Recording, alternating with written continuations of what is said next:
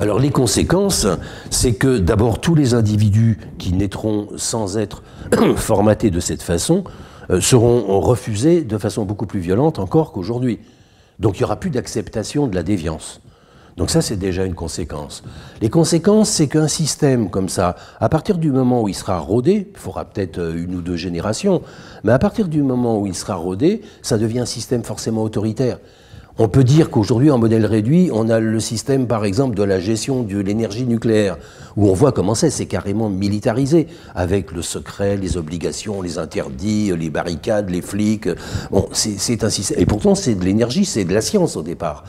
Eh bien, je crois que ça évoluera comme ça, mais beaucoup plus fort.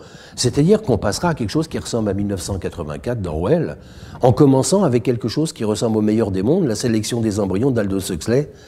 On arrive à passer de l'un à l'autre et à une société autoritaire. Je vois pas comment on peut éviter ce genre de choses à la demande des gens. Ce qui est redoutable là-dedans, c'est que c'est pas comme le vilain eugénisme criminel qui coupait les testicules, ligaturait des trompes, voire tuait des enfants à la naissance. Tout ça, c'était quand même très dur.